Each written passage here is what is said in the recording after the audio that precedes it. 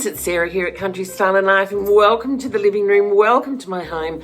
I've got a great story for you today, and it is that of my journey from being, one of Melbourne's fashion girlies about town, fashion wardrobe stylist, all at the parties and having a wonderful time, to going out to the country on my own and becoming a flower farmer at 55. It's a great story of courage and resilience and having a big vision and needing to create something, special in my life. And I literally left this legacy going from an empty paddock to this floral oasis, as you can see. So it's a story spanning 30 years, lots of show and tell, the good times, the bum times, the ups, the downs. I'm going to give it to you all, but ultimately it's a story of resilience, courage, faith, and inspiration. So come and join me.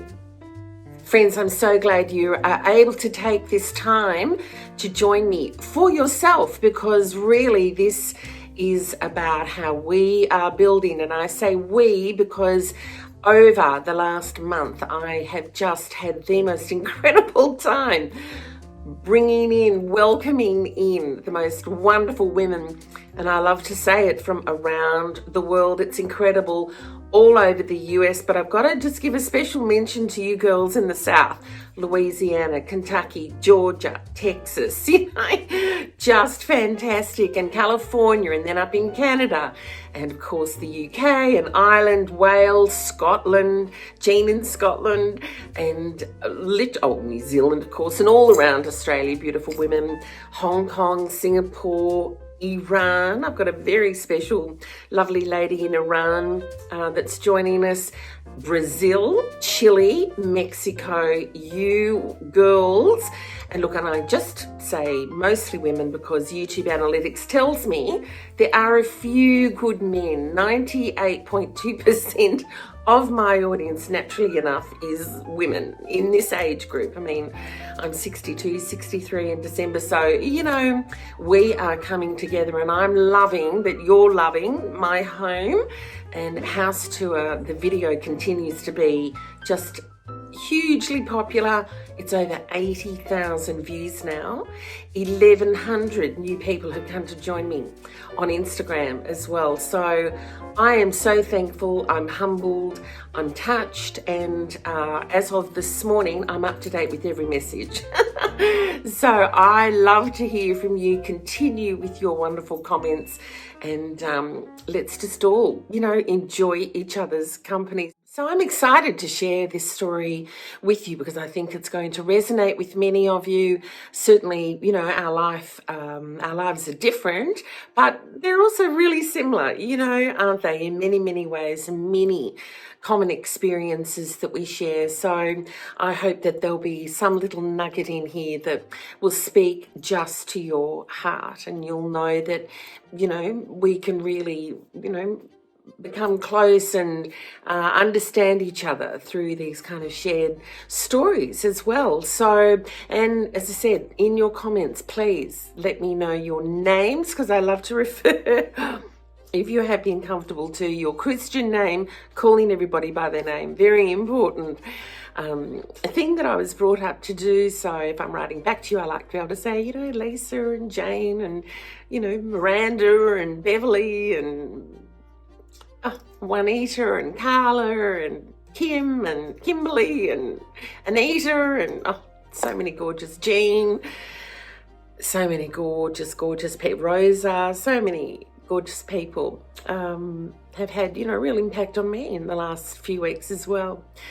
So sweeties, before we get to the farm, and I love how those pictures just tell, just so many stories, let's go back to my background, because as I'm developing my YouTube channel, and this is really, my 6th video, so very early days for me, I want for you to get to know me, my background, my character, my philosophy in life, my approach to things. And because I think that shapes, everything that I'm presenting to you. Well, it does shape everything I'm presenting to you, and you'll know me a little deeper and a little more. And I think that's a good thing for, the connection everyone's building. So let's go back to 1990, where I started. In fact, I am Australia's OG on this, the personal shopping, fashion styling, wardrobe advice business, the service at David Jones, which is our premier department store. And it's a really fun story of being in the right place at the right time. So I'm about 28 when this whole story starts, my darlings, and I am at one of the big fashion launches at David Jones. Now, David Jones is our premier department store, just like, say, Saks or Neiman Marcus in the States, or Harvey Nicks, or, just that top tier level of store. And the fashion team had just come back from a big tour of, retail stores around the world, obviously all through the US and the UK and wherever else they went.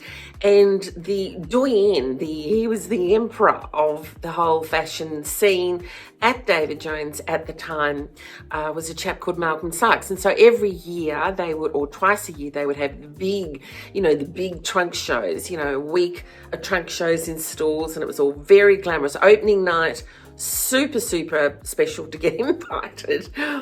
I was there with my gorgeous friend Gavin, and just in my adorable little sort of, faux Chanel suit, little black suit, all the gold buttons and the pearls and the gold chain. Do you remember the look? And, of course I looked like that, and I had the big bouncy blonde hair and the big personality and, legs for days. And so I remember just, being at the party, happy, having a great time. And I was spotted in the crowd, and Malcolm Sykes said, who's that girl? And I was summoned to a meeting with him. And he said, who are you? What are you? What are you doing? What are you all about? Because, you've got the look that we want, and we've got a whole new service in the store that's, really going to be big, and we're looking for the face, the person. Now, I've been in fashion retail all my life, since I was 14. I'm actually a Melbourne girl by birth, born in Melbourne, and I was brought up in Sydney though. So we moved to Sydney in 1969. My father was a jazz muso. Sadly, both of my parents have now passed, mummy and daddy. My dad, John Foster, he was part of the whole early days of Australian television, which was centred here in Melbourne in the 60s. And there used to be a show called In Melbourne Tonight, which, a lot of, girls will remember. And of course our folks watched it. And my dad was a part of those early days, and he was a great entertainer, Mr. Showbiz. He was he was a gorgeous singer and jazz muso. So he played the clarinet and the saxophone, very talented, naturally gifted musician. And so Dad would be on with Graham Kennedy, who was the host, and he was the man of Australian TV, and just like say Johnny Carson with the Tonight Show, that kind of era. So we were Dad was a part of all of that. But in Sydney in the 70s, the music scene was taking off in all the clubs. And so Dad, we moved to Sydney while Dad did that. And so we were brought up on the North Shore of Sydney, and I got a job at 14. I'm really giving you some background.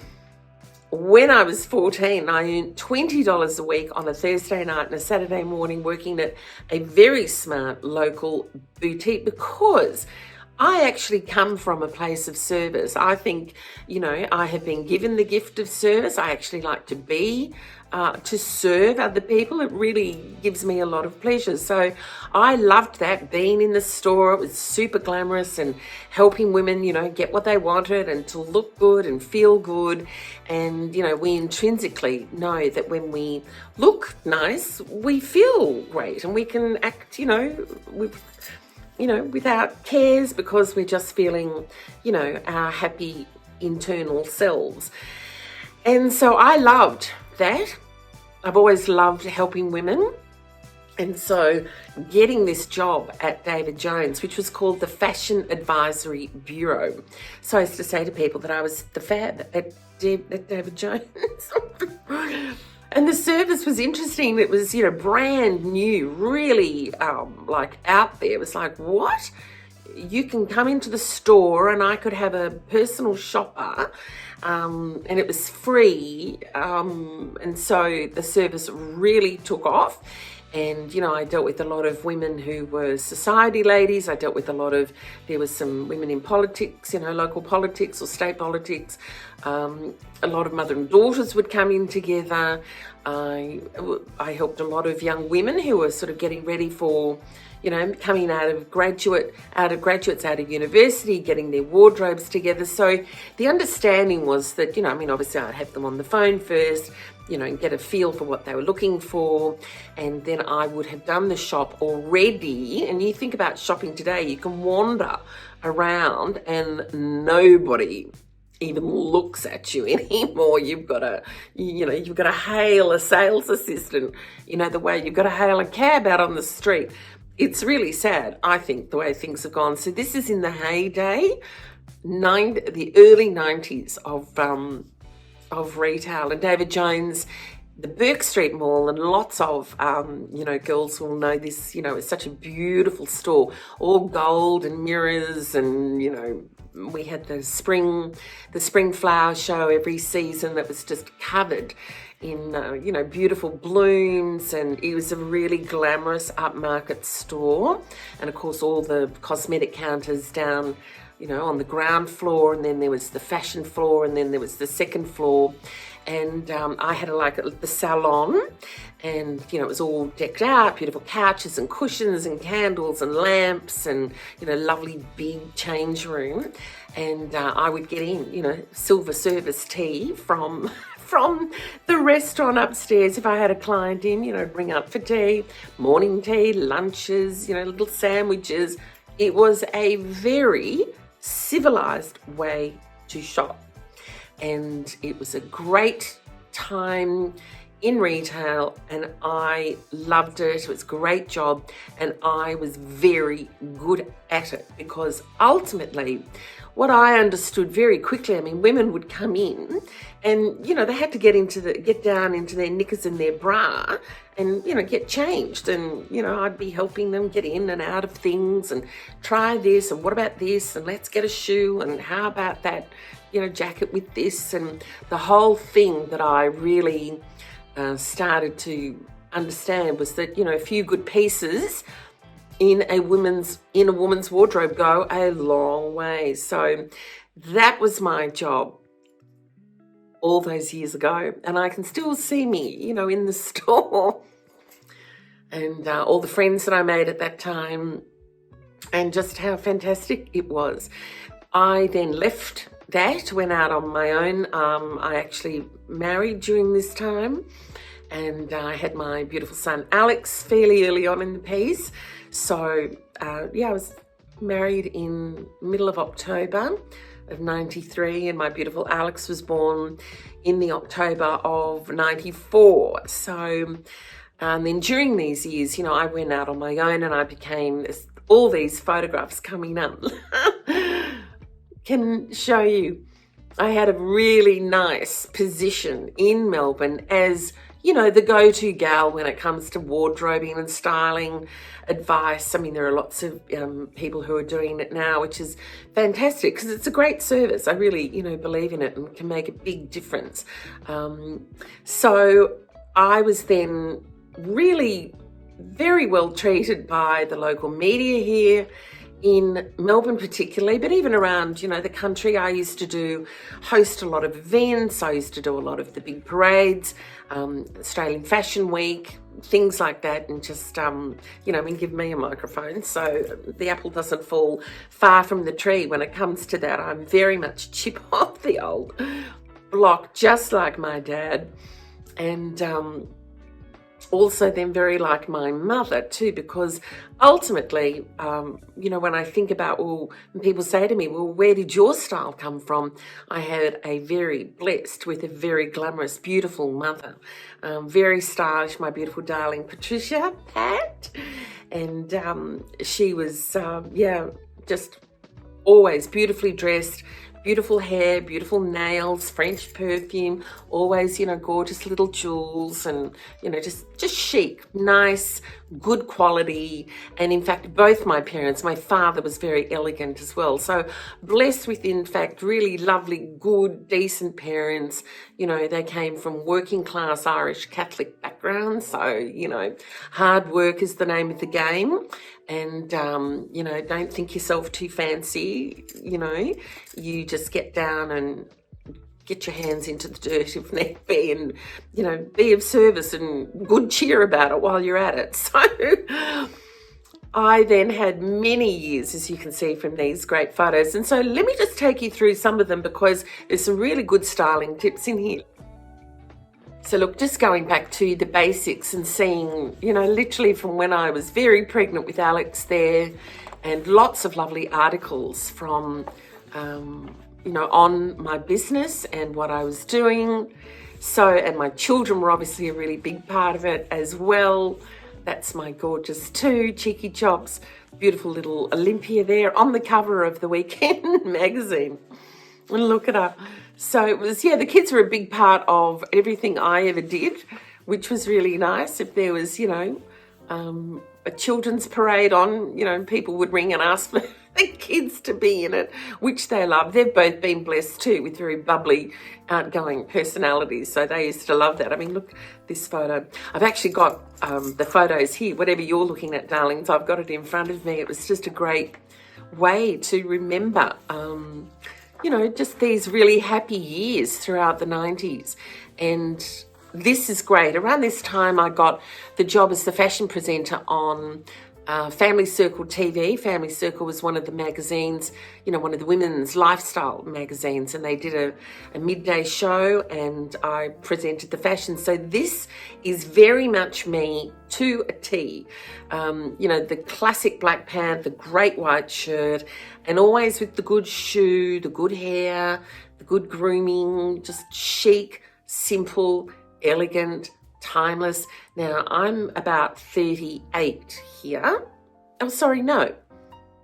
I'm only about 35, because that was just before I had Olympia. So fashion doesn't actually change for me. Style. Oh, fashion changes. Sorry, sure. Yeah. Fashion trends come and go, but real style, and I always say this about my mother. She had elan, which is just the perfect word to describe her, just it. She had the it factor and just, je ne sais quoi. That was my mum. So for me, just dressing in a really chic, simple way, this was actually when I started my own collection, Sarah Foster Wardrobe Essentials, which was all about the perfect shirt, the perfect cut coat, the perfect little trench coat, the perfect evening jacket, the perfect black pant, the perfect cigarette leg cut pant, classic, essential, timeless pieces. And I remember when this article came out, that was in The New Idea, the phone rang off the hook for a month. It was just fantastic. So lots and lots. I became like the go-to gal for, how to wear the white shirt 10 ways, how to travel on a capsule wardrobe, that kind of thing. So just fantastic support from the media during these years. And I have to tell you, tonight, this is on a Saturday in late July, filming this. Grey old day out there. Not to worry. We're happy inside. I'm actually catching up tonight with two of the great fashion editors of Melbourne who worked for the Age newspaper, which is a very posh, serious publication. Jan Breen Burns and Jan Filan. Jan Filan was in the early 90s and Jan Breen Burns took over in the mid 90s, both of whom are still really good girlfriends. 35 years later, we're all actually having a fabulous dinner catch up tonight, which I'm looking forward to. So, and I love this cover. So not exactly Vogue, Stitches magazine. It was a very successful and popular sort of arts and crafts magazine, sewing magazine. And so, yeah, you know, I can say I'm a cover girl. So that's pretty. So what you can see, though, always is the attention and focus is, even how I'm dressed right now, up, up, up. Everything up. You know, bring the attention up to your face. Always, you know, nice earring, your pretty makeup. I love my pashminas, my wraps, my, you know, beautiful scarves. If I've got a shirt on, collar up, cuffs back.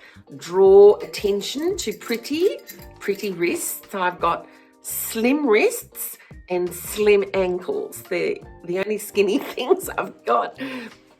But just by dressing in a way that suits me, you know, it always works for me. So a couple of really pretty covers that I was fortunate to have, and always just, you know, pops of colour, even though I love wearing, you know, I wear a lot of black, of course. Pop of colour, you know, you can see I love my green, I love my hot pink, I love red. So yeah, always bringing colour up to your face. So in these years, amazing ups, fun. These were the years when I was on Good Morning Australia, which was a real full circle moment, because Good Morning Australia was hosted by Bert Newton, who also is a huge part of the Melbourne, you know, early days of television, very famous, and he went on to be as an icon of Australian television, Australian life. And I was very blessed to be able to have time on the show with Bert. I would present my, you know, how to wear the white shirt, you know, how to, you know, dress for dinner in 10 minutes, you know, all little, you know, if you're returning to work as an older woman, what to have in your wardrobe, you know, little sort of how-to tutorial segments. And a lot of fun with that is that, of course, my dad, you know, knew Bert very well. And I was, you know, it was lovely when I was able to say to him, you know, do you remember my dad? And of course he did. And in those segments, I would have, guess who? Of course, my mother, gorgeous Pat, as she is here. She would come and model with me. She was always hugely popular because women love to see an older woman. And Pat was in her 60s here when she was on the show. And, oh, yeah, I've just got to reminisce for a little minute here as well about Mummy. So, in fact, Mum became such a popular part of my life. You know, if I had a fashion parade, Mum was always in it. As I said, women loved seeing an older, stylish, mature woman. Of course, you know, she was about my age now. As I said, I'm in 62, 63 in December. So Mum was my age when she was out there doing this. And here she is. I love this photo. This is of her modelling for, in fact, she was in Vogue magazine. This was a campaign called Women of Substance and Style. And Mum, here's a great story about my mum. She had, in fact, gone back to university when she was 60 and went and got a law degree. And in those days, just the oldest student in the class, but she got her degree, graduated with all the young folk, and she was at the time, the oldest person admitted to the New South Wales Bar Association as a barrister. How fabulous and fantastic is that? Like, seriously, so impressive, so brave. And she just did it for herself. She never practiced, but she used to be really funny and say, I just want to do it for myself. So I can say, I'm a barrister, which she was. So it is never, take that alone just from my mother. And it's just never too late to start again, to decide that you want to do something, to put yourself forward, to make a bold move. And she did it for herself, and she was always very proud of that, as we were of her naturally. So Mummy was always involved in everything. And look at this, later in life, still so beautiful. She taught me, buy the very best that you can afford of anything. Getting a new handbag, buy one and make it the best that you can afford. Buying a cashmere scarf, make it the best you can afford.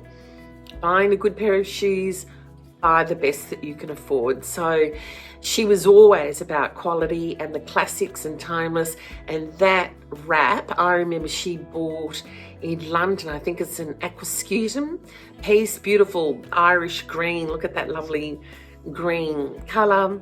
And she wore that all her life. And look at her there, just looking beautiful. And you know, the day she died, I was with her.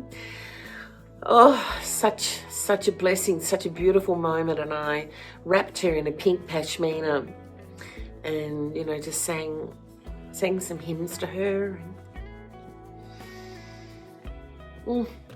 Wow, what a privilege.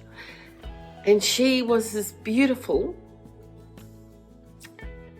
the moment she died as she was ever in life. And I miss her terribly. I miss her and my dad terribly. They were really good, decent people, you know. So that is my mother, the beautiful Patricia.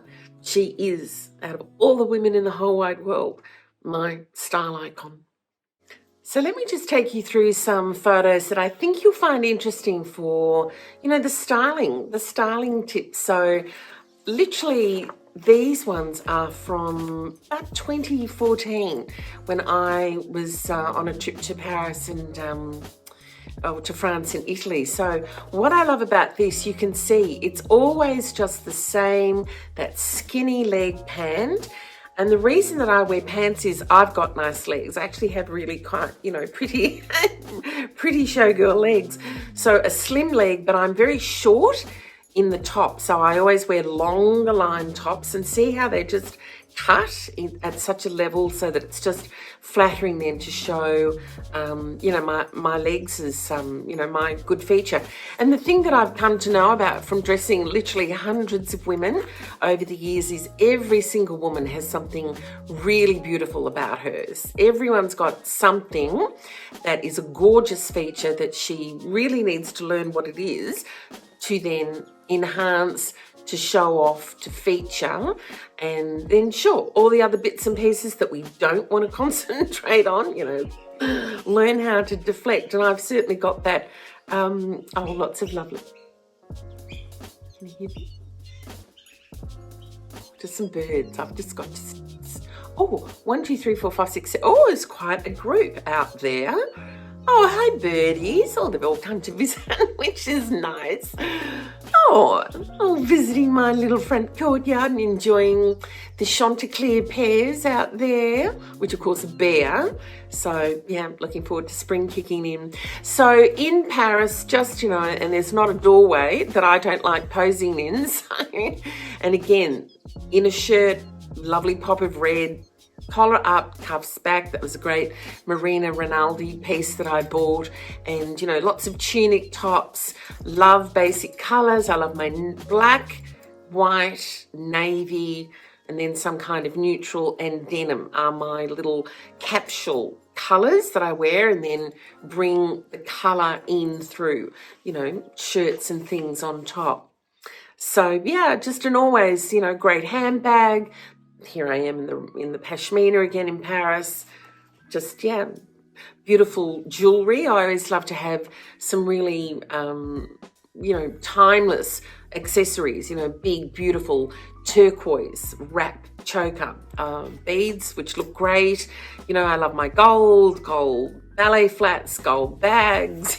So love this one. This is just the beautiful Prada tote bag. So if I'm buying a designer bag, and I've got a few really nice designer pieces, but it's only ever the ones that are timeless and classic. So this Prada bag, very expensive at the time, from Galeries Lafayette in Paris. On a very fun afternoon, having lunch with a girlfriend in Paris.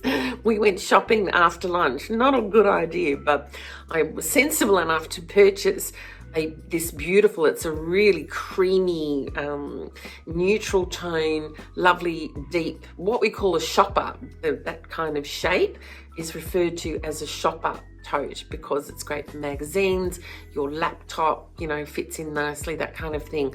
Now, that bag is as fabulous today in 2025, as it was in 2014. So always the red Tory birch tote in Rome. And look, here I am. This is rather fun. In Tuscany, 5 o'clock every evening, having a G&T and posing in the doorway. I mean, they loved me at that hotel because they used to all, 5 o'clock, you know, and bring me my G&T and come and take the photos for me. So for evening wear, I like a floaty, kind of a caftani top, then over my pants, you know, gold is my preferred, you know, accessory du jour. And, you know, always using my hair also. So, you know, that top knot's kind of, you know, been with me a long time. So my darlings, what I'm showing you is just, I love this shot too. This is a really good example of proportion. So again, you know, the slim, love a white jean and find the pant that flatters you. And if you find a cut from a label that you really like, well, dig deep and buy a white, a black, a denim, whatever other colours are available to you, because, you know, that's the sensible thing to do. Love the line of the navy tunic. See how it's just sitting at a really good spot there. Gold, you know, anything, if there's a handbag with a gold chain on it, I'm loving it. This is a white Oroton, sort of that boho chic kind of vibe, which I love. And I also think is quite a sort of a timeless look. Long pearls, the gold chains, big gold hoops, big Jackie O's. I mean, that is from 2014, but I could walk out the door in exactly the same ensemble 10 years later and be just as fabulous. So, sweeties, the point of just sharing my styling advice with you in all of that is to say, you know, if you can afford the very best that, you know, always buy the best that you can afford, buy special timeless pieces that really, every time you wear them, you love them. I care for everything that I have. I look after everything that I've, you know, invested into. And I know my shape, I know my body, I know what works for me. And so I'm always able, I always say I can get dressed. Literally, if I had to go, you know, to a black tie dinner tonight, I could. And if I had to go to, you know, out bush, I could do that too, which is in fact where we're heading now, because all of this life, all of that sort of, you know, lovely glamour, and I didn't mention this little evening shot to you too. In fact, this is the quintessential evening look for me. And you can see just the same thing, using my hair as an accessory, beautiful makeup, chic, simple black dress, little kind of caftani type thing, great sexy shoes, the lovely big diamante earrings, that's a little Chanel quilted clutch, so timeless. And that fun old ostrich wrap has been with me for 30 years as well, and I still wheel it out and it still works a treat. So my sweeties, know thyself when it comes to how to dress for your style, for your figure, for your personality. But as I always say, ultimately and always, the greatest accessory, the best thing that we can wear, and it's all for free and it's easy to do, is a beautiful smile and a beautiful heart. And that is, in fact, what makes all of us beautiful. Well, friends, fasten your seatbelts, because we're in for a bumpy ride from here on in, because now we're getting into some gritty, you know, meat and potatoes, you know, blood and guts kind of stuff, because I think we needed a little cup of tea. That was the other thing. Let's have a little tea break. You know, I love my Limoges teacups, and I actually started buying these. Oh, a little itchy nose. Oh, what is that? money's coming to you, someone's thinking of you, something like that. Someone's thinking of sending money to you. Let's scratch my nose again, if that's the case. So yes, the Limoges, this is the breakfast cup size, so it's the larger one. And I love these. I've been buying these for myself on Mother's Day as a little treat for many years, and the kids then buy me as well. So I've got every colour in the rainbow. Yeah, grey old day out there. It's raining, but you know, we need the rain. And of course, spring only a month away. Yay! Lots of good things coming up for spring. Tour of the garden room, tour of the front courtyard, the back courtyard. Got a little garden project coming up that I'm hoping to do. So yeah, lots of fun things. But sweeties, I'm just going to condense this period because what's to say about it other than it led to this incredible thing that I eventually did at the end of a 10-year period. Shortly after all of, you know, having 14 years I was married, in the relationship for 16, and it all came to a terrible end. I actually firstly was diagnosed with cancer in July of 2007. In actual fact, tomorrow it's 18 years. There you go.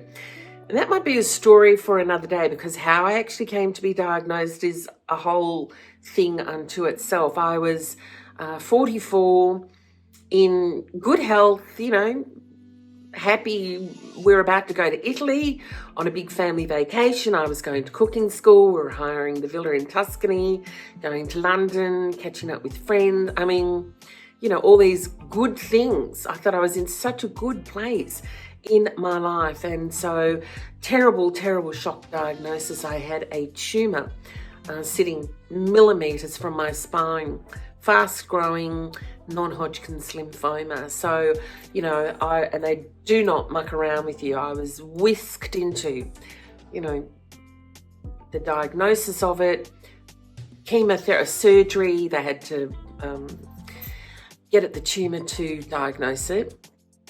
That was a whole drama. And then, yeah, first chemo, and it was after, which is just shocking. It's a shocking beast. But, you know, it does the job. And I'm just going to say right at the outset of this story, because unbelievably there is more to come, because I have relapsed several times. But the Australian healthcare system, for all the things that are wrong and for all the things that, you know, all our problems, all our issues, Australia essentially is a great country. I think we are the lucky country. I think we are blessed with riches and resources. And I love being Australian. I love my country. And I have been the beneficiary of our incredible healthcare system and all the good people who go to work in healthcare. Let me tell you, people who work in healthcare, absolute angels. The amount of blood tests I've had, the amount of scans I've had, MRIs, surgery, and then of course being in an oncology ward, like those nurses.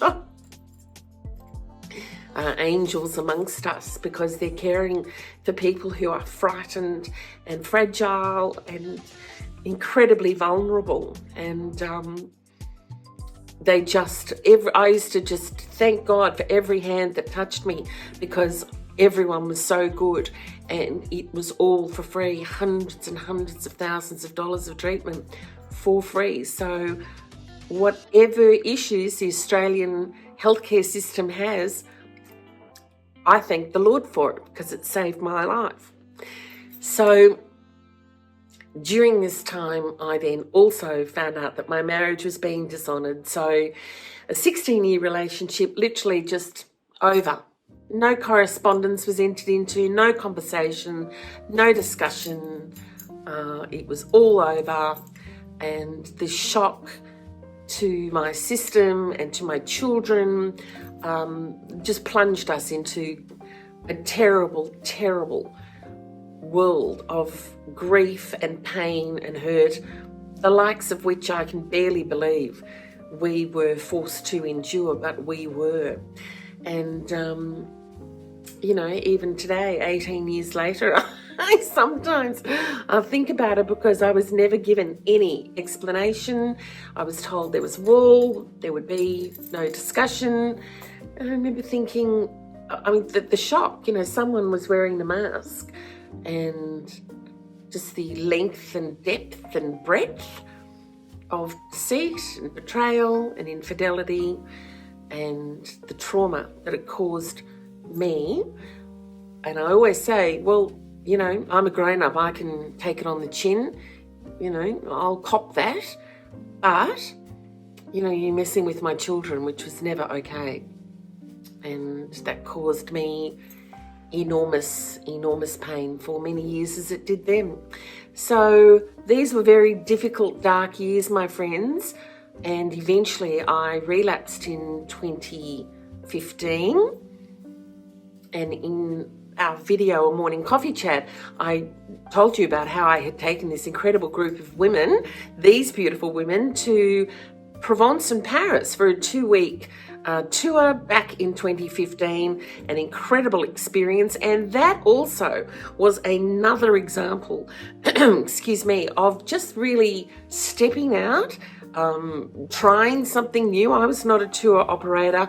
I was not a tour guide. I'd never organised anybody to go anywhere.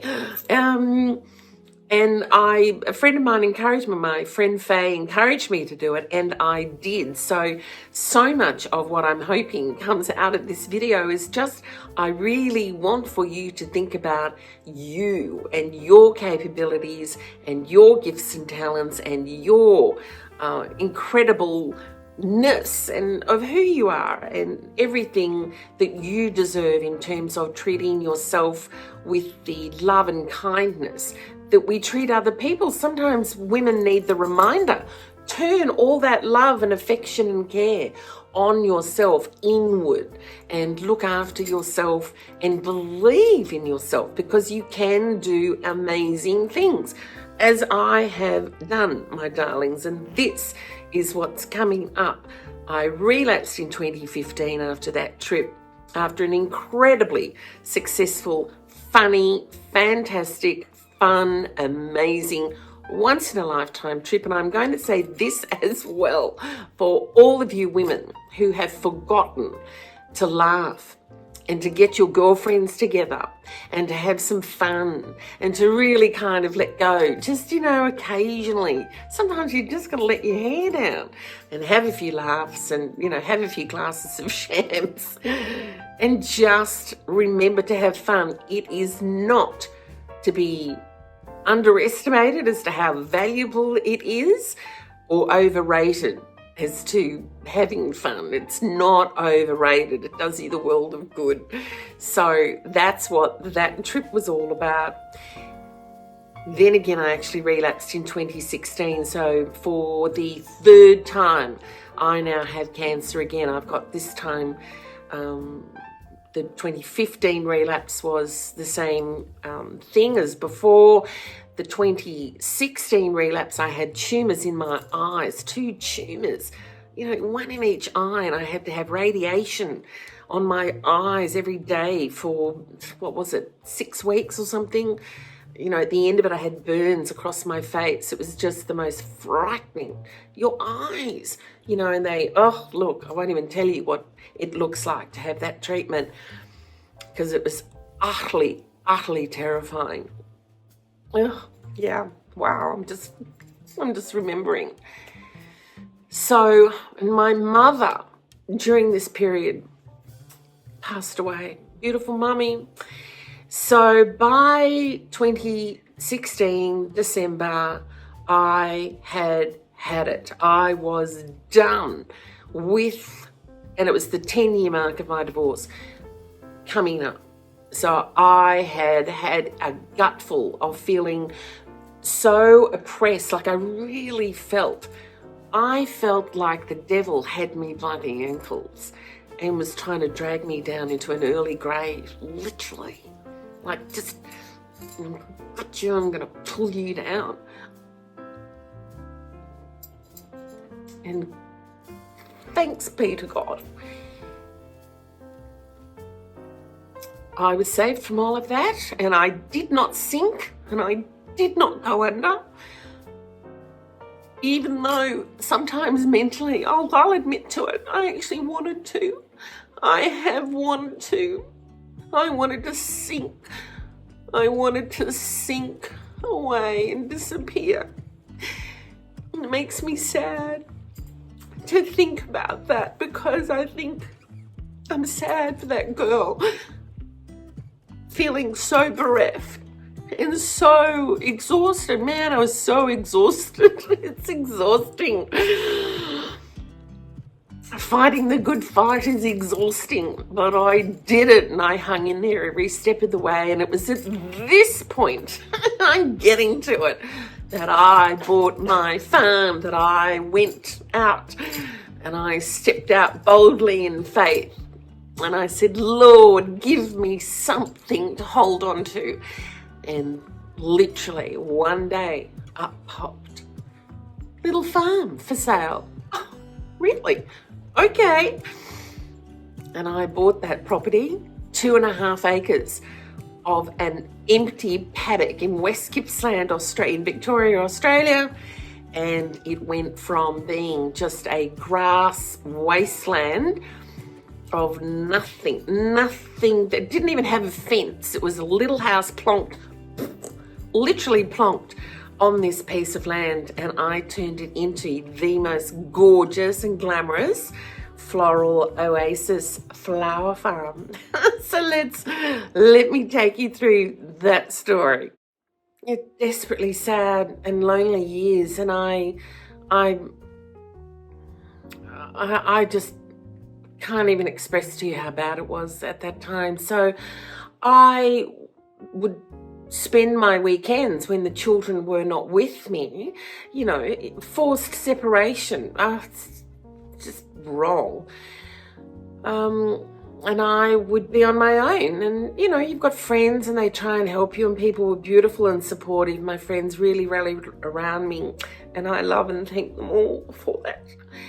But they could only do so much. At some point, you've got to be independent. You've got to try and find a way forward. And part of what I would do would be to drive for miles and miles out to the country. I know every little country town in Victoria, within reason, of a distance of within 2 hours of the CBD, because I would drive out first thing on a Saturday morning, often leaving the house at, 7 in the morning. So I would arrive at 9 a.m., in said little country town.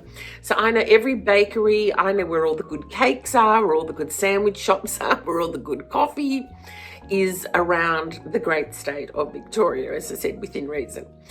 And I would go to all the nurseries or rose farms or flower farms or gardening shows or anything. I would just go to anything I could attend, that was within my interests, the field of interest, of course. I wasn't going to the motor show or the boat show. I was going to things that, and this was the other thing, gardening as therapy is a real thing, and for your mental health, and just that, I would garden in my backyard on the days where I could not go out, because I was so fragile. I was just reverberating with nerves, and I was just raw, so raw. If you could have blown me over. I was so bereft and sad at that time. But I would garden because I felt like my whole life had died. But if I gardened, I could see a little growth. I could see something growing. I could see some beauty. I could see something that took time to develop. And I would just trust that process, that time I would eventually come good. So I wanted to create a space that was really with my aesthetic or my styling, and as you can see from watching house tours, I love the glamour. I love beautiful things. I've got pretty taste. I've got a nice way of putting things together. I've got a very feminine, pretty, elegant, stylish aesthetic. So I wanted to create a place that looked gorgeous and that I grew flowers where I could share them with people, where people could come take in these incredible views, because the views alone were worth $1 million, like $1 million views they were. And I wanted to create something that actually would then help other people. And if someone ever was feeling the way that I felt in those years, and it was years and years of it, because frankly, if anyone's gone through infidelity, and if you haven't, I'm sorry, you cannot speak about, you've got no idea on it. It's like any life experience. You've got to know it to really feel it and to understand it and understand what it takes to get through it. It's a deep, deep, deep wound, especially if you believed you were living one life and someone else was living an entirely other existence and faking and deceiving you. It's really something. So I wanted to create a space that was really healing and beautiful, and for the flowers to be a big part of that as well. So just looking at the property when I arrived, that was the, rubble of the kitchen garden. But as I said, I got to work straight away. And this is the other thing, when you go to do something, it was a bold move. My friends were all kind of like, what's she doing? Why would she do that? But they all essentially were supportive of me, and people in the area really came around me and welcomed me in as well. And so I found the support. I found the blokes I needed to do the work, and immediately set to building out my vision. And this is the back, the kitchen garden, which was just, rubble when I got there. And look, just eventually just became this incredible space. And I loved it. Mornings out there, I'd leap out of bed at 5 o'clock in the morning so I'd catch the dawn. I didn't miss a sunrise out there because it's so spectacular. And of course, that's when I would get up and I'd say my prayers, and I'd have my alone time with the Lord, just to say, thank you for bringing me here. I mean, wow, after so much pain, it was an incredibly healing experience. And the only reason I'm emotional about it is because it was so profound. It was profound. So I loved it, and I took that rubble and I turned it into this really productive, grew all our vegetables and just everything, spinach and kale and leafy greens. I don't think I bought lettuce for the entire time I was there. And it was just the most incredible creative experience. And the other thing about that is too, I was really,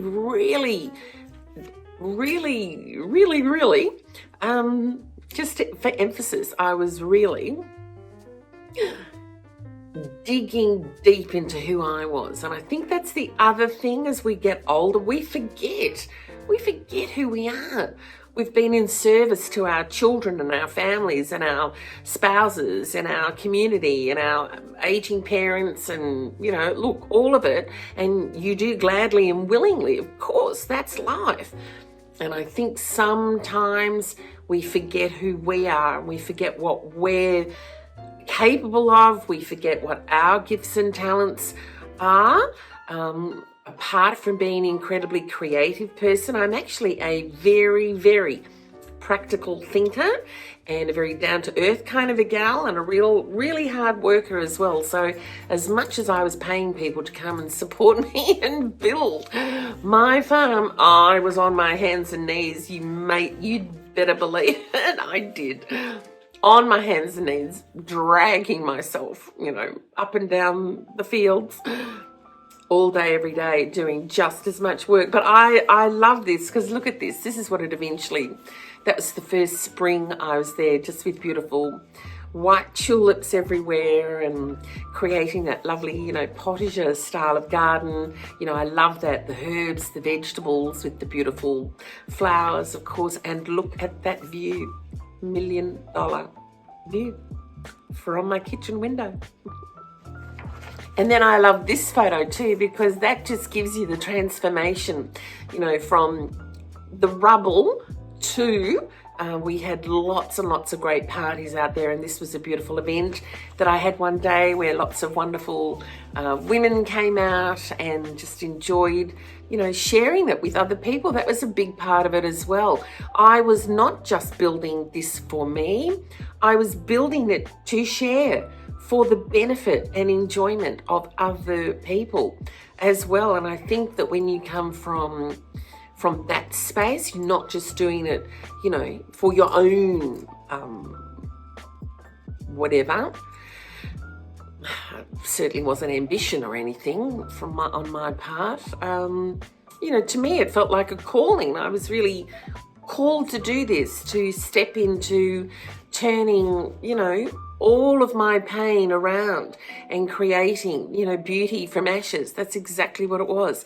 And on a day like today, with all the girls over, it felt really good to be able to smile and be happy and share my beautiful farm with all the ladies.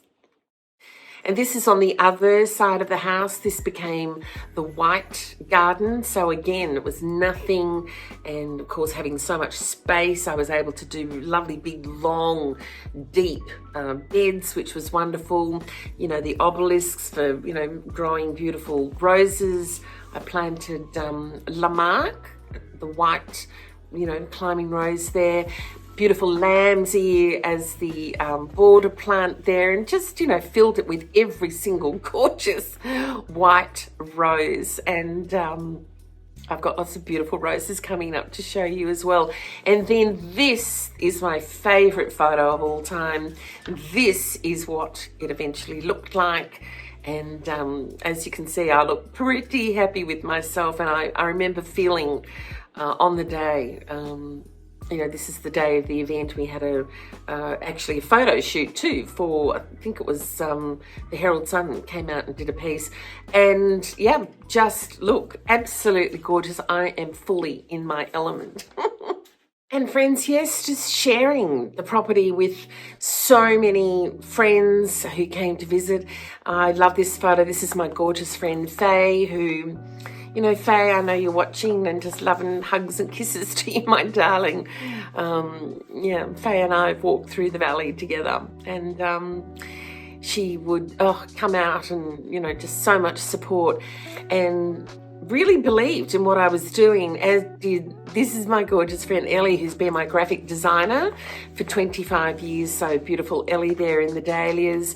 And I was really lucky. A lot of girlfriends came out and they would bring their husbands out, and then the husbands would bring a mate out, and people really came around me. I've always been really blessed with so much support. And so, I love, a whole gang of people would turn up on the day, and blokes with, machinery. Are you kidding me? That's my favorite thing in the world. And, lawnmowers and hedge clippers and hedge trimmers, and, and girlfriends would then bring their girlfriends out. So a lot of people helped me and came around me, and for that I am so grateful. And, even when I was just at the lowest of the low, friends would come out. I'd put the call out and say, hey, is anybody free? And look who showed up. All these beautiful people came out to help me plant roses one day. So, that's the other thing. When you step out boldly, one of two things happens with people. There are those people who will be, and there will be people who do this to you, who really don't support you, are very negative about it, want to block you, want to project onto you their fears, their shortcomings, their weaknesses. I mean, this happened to me a lot when I, shared with people what I was doing. And on the one hand, everyone's got an opinion, sure, but just be careful who you listen to. If you really, truly believe that what you're doing, and I tell you, when I had my mornings out there and I was just, hands up in the air, literally praising God for saving me and bringing me out to experience this incredible land and this opportunity, and giving me the physical and mental and emotional strength to do it, and the right people around me. And I kept my counsel very, very close, so that the people that I trusted, I confided in them. I asked for their help and their guidance, their advice. So don't spread it around. Just that's my advice. Keep your plans, keep your counsel, but have a little group of people that you can confide in, whose advice you really value. So that's that thing. And then when you're settled and your plans are progressing and you can actually bring in other people, by all means do. And I always found, and I remember I was a little girl when my dad said to me, do you know what, always ask for help. He said, don't be proud, put your hand up and ask people and say, hey, I need some help with this. Can you help me, please? And all my life, people have said yes to helping me. So I've always been incredibly grateful for that. And all of these beautiful people did exactly that. And we shared also then the property with our two great loves. This is my beautiful Lola, my little girl. Oh, she used to love to lie in the lavender. And then Olympia came out, and she was my gorgeous girl. She's a big girl now, but for a few years she came to live with me, and she had her cat Dyson, who I call the George Clooney of cats. I mean, look at that. Just Mr. Gorgeous, and he used to love lying amongst the dahlias and the roses and things. So we had our pussy cats, both of whom now have actually gone to Rainbow Bridge together. So we miss our cutie pies. So we shared our property with absolutely everybody, and it was a wonderful thing.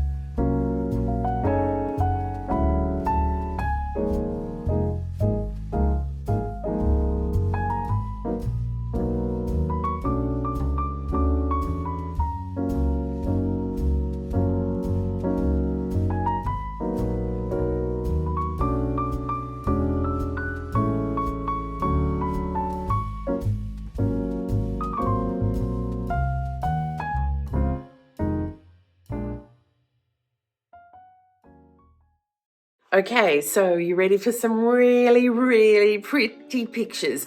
I had the absolute clarity when I went there that I wanted to grow, firstly, lavender, which I absolutely adore, having been to Provence and, stood in amongst the lavender fields there. I mean, there's nothing like lavender grosso, which is the beautiful, fine, spindly lavender that they grow there that kind of, sways in the breeze. Roses, of course.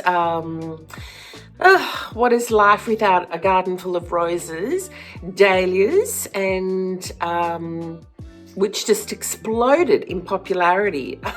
Once COVID hit, it was like boom, everyone was suddenly growing dahlias.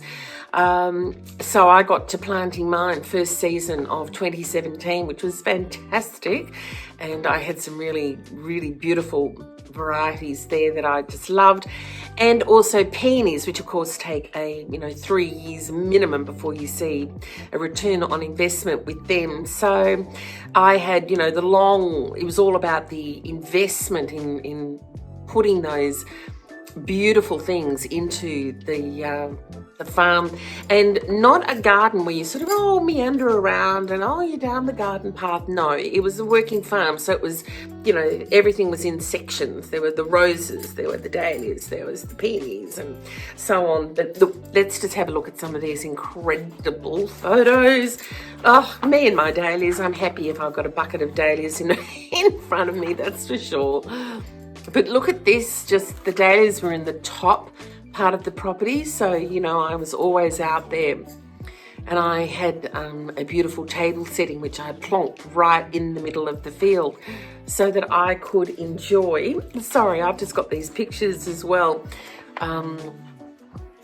Lunches, and, I was constantly sitting out there just enjoying myself. And look at the view, just, and always styling the area. As I said, tables, chairs, gazebos, pergolas, So look at that, look at the sunrise. Oh, just magnificent. Yeah, beautiful. And all my pretty things, this is the thing. I really love and enjoy whatever I'm doing. I make it pretty and I enjoy it. I enjoy the process of it. Beautiful. That's lovely cafe au lait that everybody loves. Getting out early to pick them. Dahlias need to be picked, especially when it's hot. Really first thing in the morning, you've got to be out there sort of pre-dawn almost, at dawn. Buckets and buckets and buckets of beauties. I mean, what is not to love about that? So, yeah, and always, roses and dahlias together. Oh, heaven. That's one of my favourite scenes. The beautiful table setting, and then with the pink umbrellas. Oh, colour. That's the other thing. I love colour in flowers. God's given us such incredible colour palette. So oranges and pinks together are favourites as well. All of these dahlias. Beautiful reds and burgundies. That's dragon's blood, one of my favourite reds. Just gorgeous. Look at that, just endless buckets and buckets of flowers.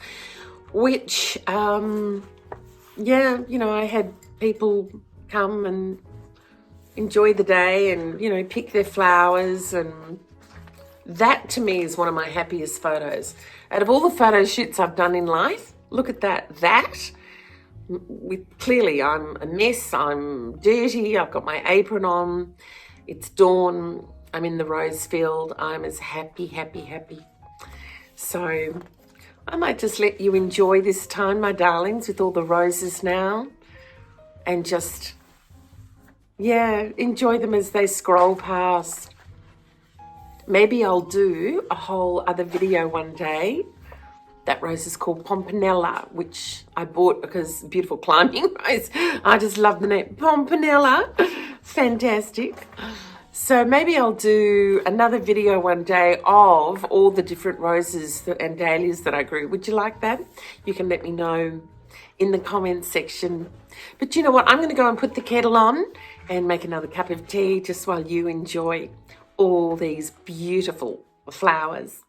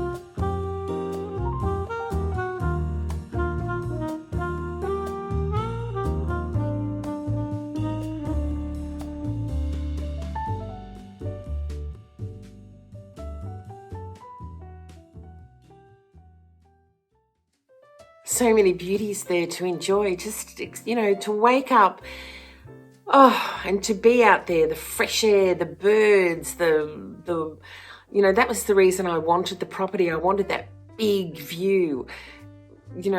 The way I felt at that time in my life when I bought the property, after the 3rd cancer diagnosis, after having radiation on my eyes, a decade had gone past since my marriage just ended. So much pain and grief. I wanted something big. I said to God, please give me something that I can put my heart and soul into, that will regenerate me. And absolutely, that's what this incredible experience did. And just being able to then put my signature on things, like, really, I loved that it was a blank canvas, because I could, I did what I do on the land and on the house, and even though it was very simple, it still was very pretty, as you can see here. And the she shed, I loved that was just a big blonking empty shed full of ghastly blokey trucks and things.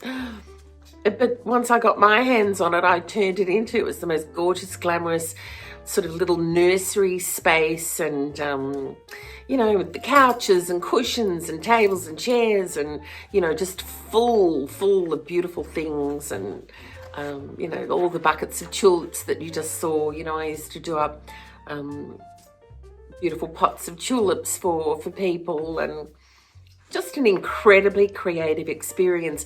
And the thing that I also want to share with you, friends, is we're all given our gifts and talents. Every single one of us is given something that only we can do.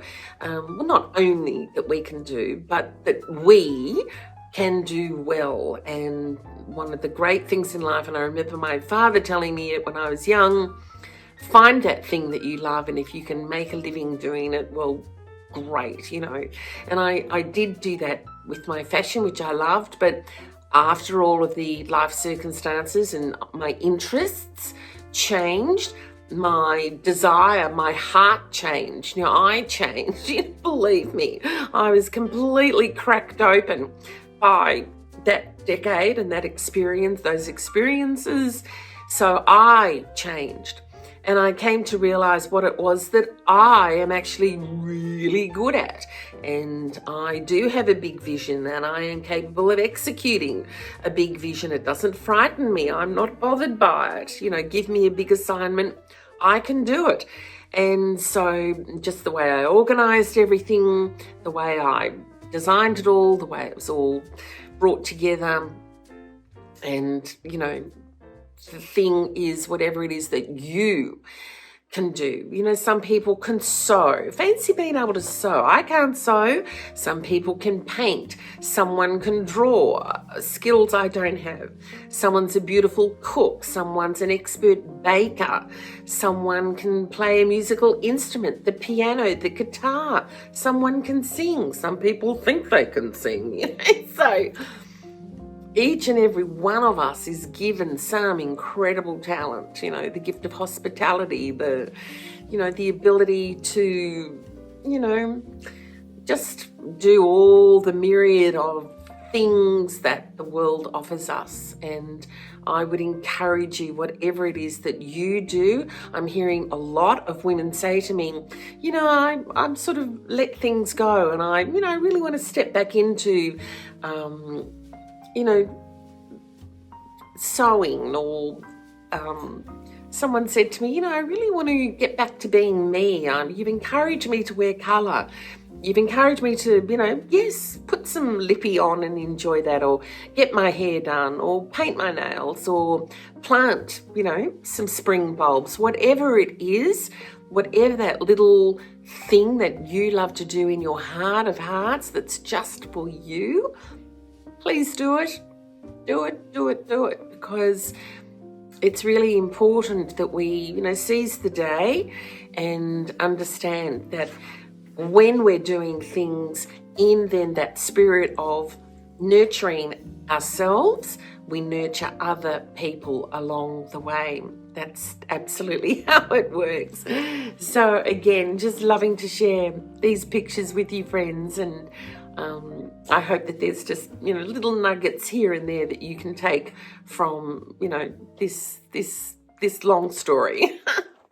Let's just do a final quick little styling workshop, because even though I was out at the farm, I certainly relaxed the way I dressed. I wasn't a fancy pants like I used to be. That's where the top knot came from, because I was not getting my hair blow waved, you know, as I used to, and or colouring it. I don't even bother colouring it anymore. This is all my natural colour at 62.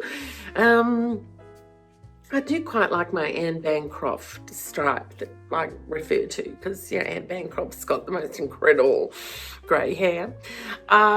So here, look, here's that pashmina, but in red. You know, I love the pashmina. I just, you know, it had a huge wave of popularity, you know, 30 years ago, but in my mind, it never, ever goes out of style. Wearing a beautiful scarf, you know, always, I've got my tunics on. This is a great photo, just a photo shoot for one of the papers, I think, out at the farm. So you can see, you know, the gold ballet flat, the white jean, always with my pretty little floral tunics, and just always noticing, you know, it's the skinny leg with then the top finishing at just the right position. And of course, you know, love that. Look at the accessories there, the cute bag, the cute little beret. You know, they love the little wrap, but it's that red coat popping there. That was heading off for a day in the city to have lunch with some friends. So always in my signature look, and I think that's, you know, even here, just, yeah, lots of photos in the she shed there. So yeah, oh sorry, I'm just looking at some funny pics. Oh my goodness. Yeah, so I'm having my own little reminiscence here. It's been really just so fantastic to share this journey with you, friends. I hope you're enjoying it. But look, I think it's time to wrap up, and yeah, just think about our final message. Well, I hope you have just enjoyed this time together, my friends. It's just been such a, it's a bit of an emotional roller coaster, but ultimately, I think it's about the encouragement. I hope I am encouraging you and supporting you and inspiring you in the very best way to think of the ways in which, big or small, that you can just step into, return to, work on, express the great things that make you you, in the way that going to the country and building and creating, you know, with my bare hands. I was a pioneer woman. I used to have such pretty hands. Oh, now. Anyhow, I'm just going to have my tea again. So many little birds out there today. It's really sweet. There's a gentle rain falling, and funny little birds out there, little tiny little funny things. So darlings, you know, oh look, speaking of birds, you know, I love this photo because that's how I felt when I arrived out at that property in April of 2017. I felt like a little bird, you know, just existing. There I was, just a tiny little thing. And I had that big scene ahead of me, but I wasn't frightened. I was excited, and I believed that if I was going to spread my wings, then, you know, God had put into me everything I needed. He had given me, as He's given you, everything we need. If we trust Him and believe that we're going to step off and fly. Our wings are going to work. And ultimately, I want to leave you with this photo, which I absolutely love. It's just my signature photo, literally taken the day after I sold the property I was there 4 years exactly, because unbelievably, I was then diagnosed with a fourth diagnosis of lymphoma. It was back. I relapsed again. I had a tumour on my neck.